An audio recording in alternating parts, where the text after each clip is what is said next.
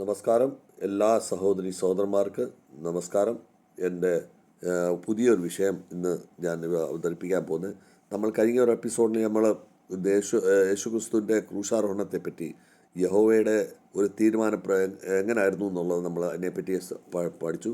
അതിൻ്റെ അകത്ത് പ്രത്യേകിച്ച് യേശുക്രിസ്തുവിനെ ക്രൂശാരോഹണം ഏതൊക്കെ സ്റ്റെപ്പ് വഴിയാണ് ചെയ്തിരിക്കുന്നത് എന്നുള്ള അതിൻ്റെ പൂർണ്ണ വിവരങ്ങൾ ഞാൻ കൊടുത്തിരുന്നു.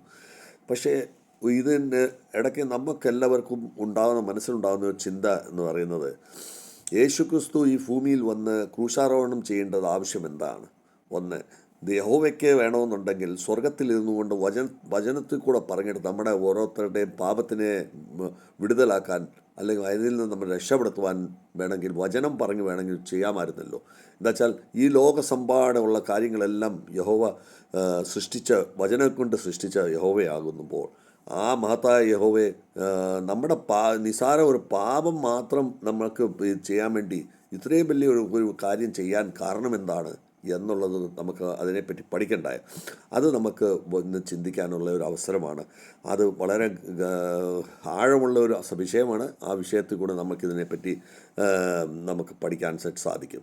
ഇപ്പോൾ ഇതിൻ്റെ അകത്ത് നമുക്ക് കാണാൻ സാധിക്കുന്നത്, എന്തിന്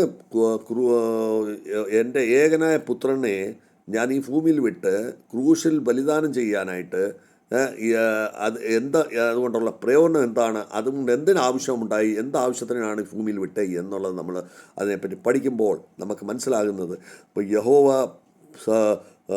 ഹോളി പവിത്രൻ മാത്രമല്ല, അദ്ദേഹം ഒരു ജസ്റ്റിസ് ചെയ്യുന്ന ഒരു ന്യായി കൂടിയായിരുന്നു. ഈ രണ്ട് കാര്യം അതിൻ്റെ അകത്തോളം നമുക്ക് കാണാം. അപ്പം യഹോവ നമ്മളെ സ്നേഹിക്കുക മാത്രമല്ല ചെയ്തത്, നേരെ മറിച്ച് അതേ ന്യായത്തിൽ കൂടെ നടക്കുന്ന ഒരു യഹോവയാണ് എന്നുള്ളത് നമുക്ക് ഈ കാര്യം നമുക്ക് ഇവിടെ വെച്ച് മനസ്സിലാക്കാൻ പാടില്ല. റോമിയോക്ക് എഴുതിയ പുസ്തകത്തിൽ 6-ാം അധ്യായം 23-ാം വാക്യത്തിൽ പറയുന്നത് എന്താണ് പറയുന്നത്, നമുക്കൊന്ന് പരിശോധിക്കാം. 23-ാം അധ്യായത്തിൽ പറയുന്നത്, പാപത്തിൻ്റെ കൂലി എന്ന് പറയുന്നത് മരണമാണ്. പക്ഷേ യഹോവ നമുക്ക് ഗിഫ്റ്റായിട്ട് നമുക്ക് യേശുക്രിസ്തുവിനെ തന്നു. ആ യേശുക്രിസ്തുവിൽ വിശ്വസിക്കുന്നവൻ അനന്ത ജീവനം അവന് കിട്ടും. അപ്പം നമുക്ക് ഇറ്റർണൽ ലൈഫ് കിട്ടുവാൻ വേണ്ടി നമുക്ക് ഈ പറയുന്ന യേശുക്രിസ്തുവിനെ ഭൂമിയിലേക്ക് വിടുക എന്നുള്ളത് ആവശ്യമായിരുന്നു. അദ്ദേഹത്തെ കൂടെ നമുക്ക് മാത്രമേ ഇറ്റർണൽ ലൈഫ് നമുക്ക് കിട്ടത്തുള്ളൂ എന്ന വചനം പ്രകാരം പറയുന്നത്. പാപം എന്ന് പറയുന്നത് അതിൻ്റെ റിസൾട്ട് എന്ന് പറയുന്നത് മരണമായിരുന്നു. നമ്മൾ പഴയ നിയമത്തിൽ അത് കണ്ടു കഴിയുമ്പോൾ നമുക്ക് മനസ്സിലാകുന്നുണ്ട്. യഹോവ ഈ ന്യായം ചെയ്യുക എന്നുള്ളത്, അതിനെ യഹോവയ്ക്ക് വിട്ടുകളയാൻ പറ്റത്തില്ല. യഹോവ വിട്ടുകളഞ്ഞാൽ ഈ സൃഷ്ടി നഷ്ടപ്പെട്ടു പോകും.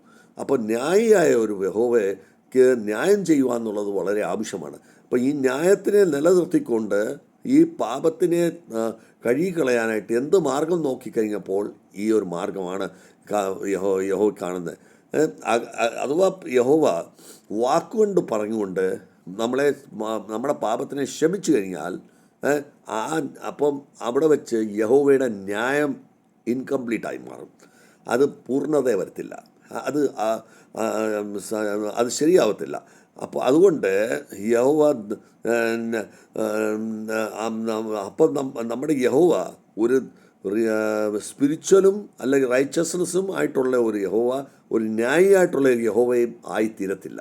അതുകൊണ്ട് ഓൾഡ് ടെസ്റ്റമെൻറ്റിൽ നമ്മൾ കണ്ടിട്ടുള്ളത്, ബലിദാനത്തിൻ്റെ സിദ്ധാന്തം നമ്മൾ കാണാൻ സാധിക്കുന്നത് എന്താണ്? പഴയ നിയമത്തിൽ പാപത്തിൻ്റെ ക്ഷമ വേണമെന്നുണ്ടെങ്കിൽ രക്തം ഒഴിച്ചെങ്കിൽ മാത്രമേ ആ പാപം നമുക്ക് രക്ഷപ്പെടാൻ പറ്റുള്ളൂ.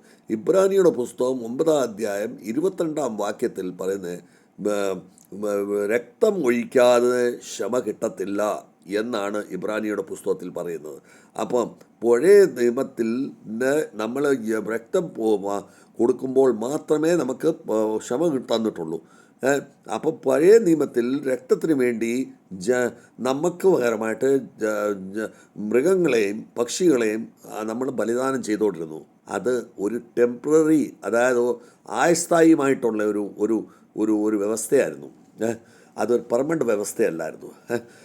അതുകൊണ്ട് നമ്മൾ ഒരു പെർഫെക്റ്റായിട്ടുള്ള ഒരു എപ്പോഴും പെർമനൻ്റ് ആയിട്ടുള്ള ഒരു വ്യവസ്ഥയാണ് ഇപ്പം യഹോവ ചിന്തിച്ചതും ഇന്ന് സ്ഥാപിച്ചതും.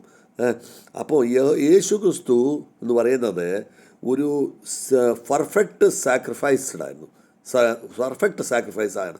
അതേ ഒരു സിദ്ധ ബലിദാനമായിട്ടാണ് നമ്മുടെ മുൻപിൽ അവതരിപ്പിച്ചിരിക്കുന്നത്. അപ്പം യേശു ക്രിസ്തു ഒരു സിൻലെസ്, പാപമില്ലാത്ത പാപരഹിതമായിട്ടുള്ള ഒരു വ്യക്തിത്വം, അത് യഹോവയുടെ പുത്രൻ, അത് പൂർണ്ണമായിട്ടും അവസാനമായിട്ടുമുള്ള ഒരു ബലിദാനമാണ് നമ്മുടെ മുൻപിൽ അവതരിപ്പിച്ചിരിക്കുന്നത്. ഇത് നമുക്ക് യോഹന്നായുടെ പുസ്തകം 1-ാം 29-ാം വാക്യത്തിൽ എഴുതുന്നത് നോക്കൂ, ഈ പറയുന്ന വരുന്ന വ്യക്തി എന്ന് പറയുന്നത് യഹോവയുടെ കുഞ്ഞാടാകുന്നു. ഈ കുഞ്ഞാട് നമ്മുടെ ഉണ്ടല്ലോ, അത് ഒരു മിനിറ്റ്, അത്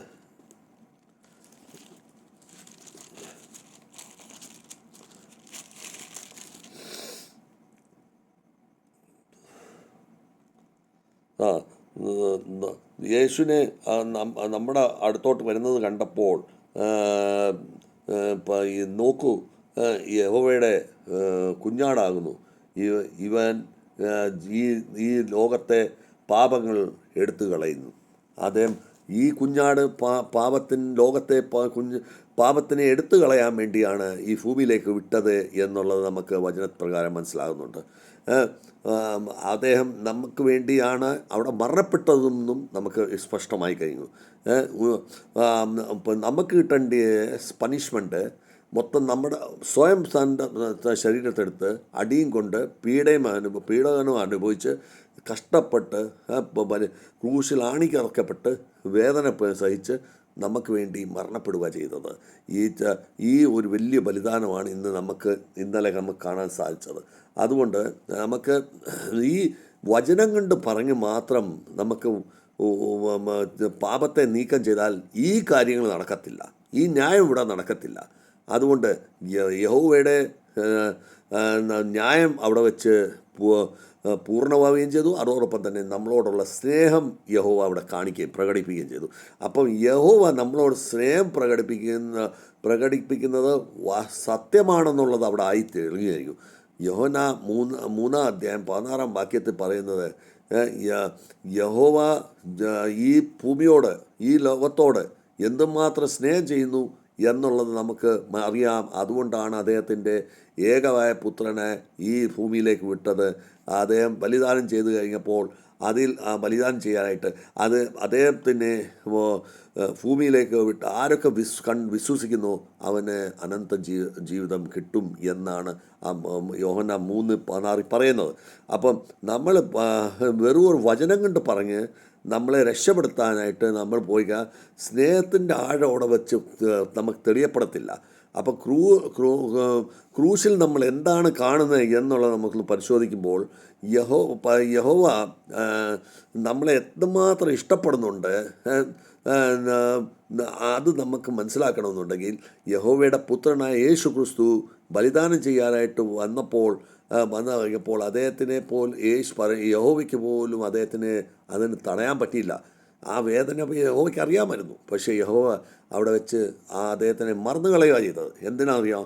ഈ സാക്രിഫൈസ് നടന്നെങ്കിൽ മാത്രമേ നമ്മളെപ്പോലുള്ള പാപികളുടെ പാപം പെർമനൻ്റായിട്ട് രക്ഷപ്പെടത്തുള്ളൂ. അതോടൊപ്പം തന്നെ ഈ ജനങ്ങളോടുള്ള സ്നേഹവും ആത്മാർത്ഥതയും അവിടെ വ്യക്തമാകത്തുള്ളൂ എന്നുള്ളത് കൊണ്ട് മാത്രമാണ് ഈ ബലിദാനം ഇവിടെ വെച്ച് ഈ ഭൂമി വെച്ച് നടന്നത്. അപ്പം മനുഷ്യനുമായിട്ടുള്ള ബന്ധം യേശുക്രിസ്തു യഹോവയായിട്ടുള്ളതും വളരെ ദൂരത്തിലായിരുന്നു. എന്താണെന്നറിയാം? പാപം കൂടിക്കഴിഞ്ഞ് ആദമിൻ്റെ കാലത്തിന് ശേഷം യഹോവയും മനുഷ്യനും തമ്മിലുള്ള ബന്ധങ്ങൾ വളരെ വിച്ഛേദമായിരുന്നു. ആ വിച്ഛേദം കാരണമാണെന്ന് നമ്മൾ കാണുന്നുണ്ടല്ലോ. നോഹയുടെ കാലത്തെ ജലപ്രളയം പറ്റിയൊക്കെ നമ്മൾ പഠിച്ചിട്ടുണ്ടല്ലോ. അപ്പം അത് യെശയ്യാ പ്രവാചകൻ്റെ 59-ാം അധ്യായത്തിൽ 2-ാം വാക്യത്തിൽ നമ്മളിത് കാണുമ്പോൾ, നിൻ്റെ അധർമ്മം കൊണ്ട് നീ യഹോവയിൽ നിന്ന് ദൂരെ അകന്നിരിക്കുന്നു എന്ന് യെശയ്യാ പ്രവാചകൻ അന്ന് അരുളി ചെയ്തത്, നീ അത് നിവർത്തിയാവണമെങ്കിൽ ഈ ക്രൂശാരോഹണത്തിൽ കൂടെ മാത്രമേ ആ യഹോവയും ജനങ്ങളും തമ്മിലുള്ള ഇടയ്ക്ക് ഉണ്ടായിരിക്കുന്ന ആ അകൽച്ചയുടെ ഭിത്തി ഉണ്ടല്ലോ, അത് പൊട്ടി മാറത്തുള്ളൂ. അങ്ങനെ അതാണ് ഇവിടെ വെച്ച് ക്രൂശാരോഹണത്തിൽ കൂടെ പൊട്ടി മാറി ഇന്ന് നമ്മൾ യഹോവയും ജനങ്ങളും തമ്മിൽ ഒരു അടുപ്പത്തിലായി, ഇന്ന് സ്നേഹത്തിലായി. യഹോവയ്ക്ക് ആ സ്നേഹം ബന്ധപ്പെടുത്താൻ പുലർത്തുവാൻ സാധിക്കുകയും ചെയ്തു. ഇന്ന് നമ്മളിപ്പോൾ യഹോവയുടെ വളരെ അടുത്ത് വന്നു കഴിഞ്ഞു എന്നുള്ളത് നമുക്ക് വ്യക്തമാകുന്നുണ്ട്. അതോടൊപ്പം തന്നെ യേശുക്രിസ്തു വളരെ ഒബീഡിയൻ്റ് ആയിരുന്നു, യഹോവയെ റെസ്പെക്റ്റ് ചെയ്ത് അദ്ദേഹത്തിൻ്റെ ഓരോ ഓർഡറിനെയും മാനിക്കുന്ന വ്യക്തിത്വമായിരുന്നു എന്നുള്ളത് കൂടെ ഇവിടെ വെച്ച് തെളിയുന്നുണ്ട്. ഫിലിപ്പിയോസിന്റെ പുസ്തകം 2-ാം അധ്യായം 8-ാം വാക്യത്തിൽ പറയുന്നത്, അദ്ദേഹം മരിക്കുന്നിടം വരെ ഒബീഡിയൻ്റായിട്ട് യഹോവയുടെ കൂടെ നിന്നു. അത് അവിടെ വെച്ച് സമർപ്പണത്തിൻ്റെ ഒരു കാര്യമാണ് നമുക്ക് കാണാൻ സാധിക്കുന്നത്. അതാണ് നമ്മൾ പഠിക്കേണ്ടിയിരിക്കുന്നത്.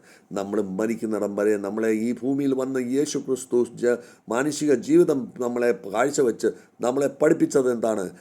മരണം വരെ നമ്മുടെ ലൗകിക ജീവിതത്തിൽ നമ്മൾ ജീവിക്കുമ്പോൾ മരണം വരെ യഹോവയുടെ ഓർഡറിൽ ആയി നിന്ന്, യഹോവയുടെ ഓർഡറിനെ മാനിച്ച് അദ്ദേഹത്തിൻ്റെ ഒബീഡിയൻ്റ് ആയിരുന്നതുകൊണ്ട് സമർപ്പിക്കപ്പെട്ട ഒരു വ്യക്തിത്വമായിട്ട് ഞങ്ങൾക്ക് നമ്മൾ ജീവിക്കേണ്ടത് ആവശ്യമാണ്. അങ്ങനെ ജീവിച്ചെങ്കിൽ മാത്രമേ നമുക്ക് യഹോവയുമായിട്ട് ആ അടുപ്പം, എങ്ങനെ യേശുക്രിസ്തുവിൻ്റെ ജീവിച്ചോ, ആ യഹോവയുമായിട്ട് അടുത്ത് നിൽക്കാൻ സാധിച്ചോ, അതേ രീതിയിൽ നമ്മളും ആ ബന്ധം പുലർത്താൻ നമുക്ക് സാധിക്കത്തുള്ളൂ. അതുകൊണ്ട് യേശുക്രിസ്തുവിൻ്റെ സാദൃശ്യത്തിലായിത്തീരുവാൻ നമ്മളിവിടെ വെച്ച് നമ്മൾ പരിശ്രമിക്കേണ്ടതും നമ്മൾ ജീവിക്കേണ്ടതും ആവശ്യമാണ്. അതാണ് നമ്മളെ ഇവിടെ പഠിപ്പിക്കുന്നത്. അടുത്തതായിട്ട് പോയിന്റ് നമ്മൾ കാണുന്നത്, ഈ ക്രൂശാരോഹണത്തിൽ കൂടെ പിശാചിനെയും അല്ലെങ്കിൽ സാത്താനെയും അതോടൊപ്പം തന്നെ പാപത്തിൻ്റെ മേൽ വിജയം പ്രാപിക്കുക ചെയ്തത്. അതായത് കൊലൂഷ്യയുടെ ബുക്കിൽ 2-ാം അധ്യായം 14-15 പറയുന്നത് എങ്ങനെയാണെന്ന് അറിയാമോ?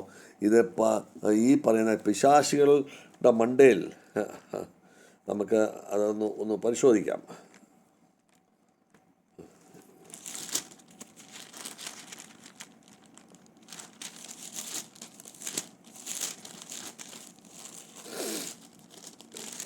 രണ്ടാം അധ്യായം 14-15 നമുക്ക് പറയപ്പെടുന്ന ഇതാ, और വിവിധ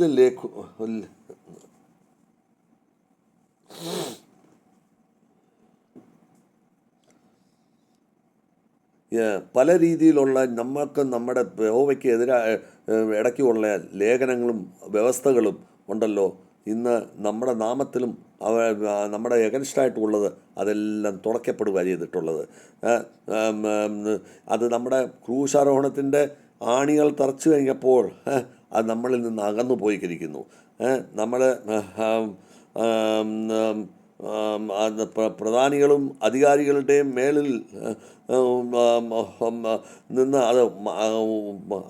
അത് മാറ്റിയിട്ട് അത് ഈ പറയുന്ന മരണത്തിൽ കൂടെ ഈ പറയുന്ന ഇവരെ നമ്മൾ ജയിച്ച ധ്വനി ഉണ്ടല്ലോ അവിടെ വെച്ച് കേൾക്കപ്പെടുക ചെയ്തതെന്നാണ് പറയുന്നത്. അത് ആ ക്രൂശാരോഹണത്തിൽ, യേശുക്രിസ്തുവിൻ്റെ ക്രൂശാരോഹണത്തിൽ കൂടെ പാപത്തിനെയും സാത്താനെയും മുൻപിൽ ജയത്തിനുള്ള ധ്വനികൾ അവിടെ വെച്ച് മുഴങ്ങുമായിരുന്നു ചെയ്തിട്ടുള്ളത്.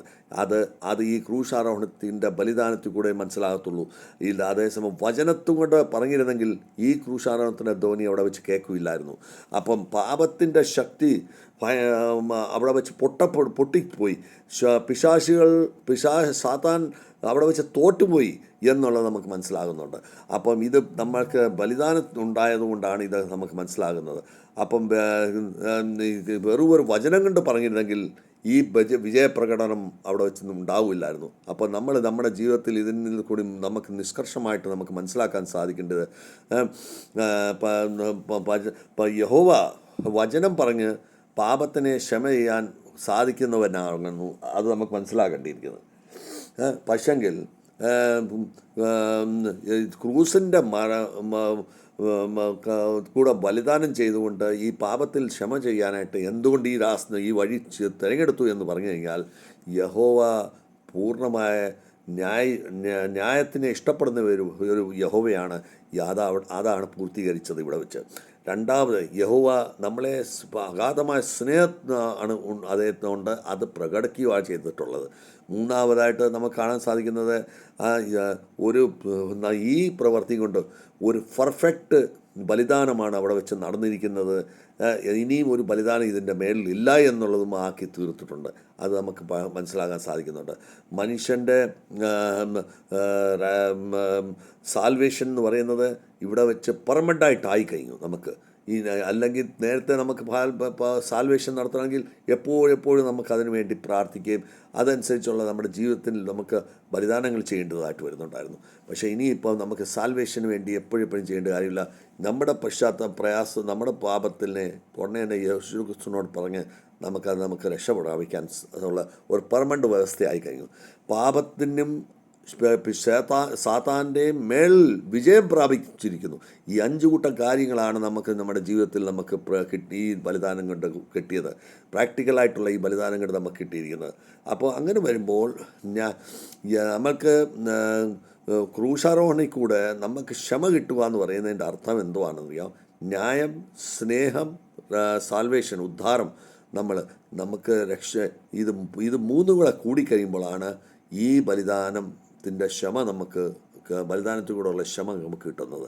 അപ്പോൾ നമ്മൾ ഈ വിഷയത്തിൽ നമുക്ക് മനസ്സിലാക്കേണ്ടത്, നമ്മുടെ ജീവിതത്തിൽ ഈ ബലിദാനം നമുക്ക് പ്രയോജനകരമായി തീരട്ടെ, ഈ ക്രൂശാരോഹണം നമുക്ക് പ്രയോജനമായി തീരട്ടെ. നമ്മുടെ നോയമ്പ് കാലത്തിൽ നമ്മൾ എന്തിനു വേണ്ടി നമ്മൾ നോയമ്പെടുത്ത് ഇത്രയും സാക്രിഫൈസ് ചെയ്തോ, അതെല്ലാം നമ്മുടെ ജീവിതത്തിൽ ഇതിൻ്റെ ഒരു അധ്യയനത്തിൽ കൂടി നമുക്ക് മനസ്സിലാകട്ടെ എന്ന് പ്രാർത്ഥിച്ചുകൊണ്ട് ഇത് കേൾക്കുന്നവരെല്ലാവരുടെയും കുടുംബത്തിലും അവരുടെ കലീശയിലും അവരുടെ ആൾക്കാർക്ക് എല്ലാവർക്കും വിദേശത്തുള്ളവർ എല്ലാവർക്കും ഇത് മനസ്സിലായി നല്ലൊരു ഉത്തമ ജീവിതമായി തീരുവാനായിട്ട് നമ്മൾ പ്രാർത്ഥിച്ചുകൊണ്ട് എൻ്റെ വാക്കുകൾ ചുരുക്കുന്നു. God bless to all.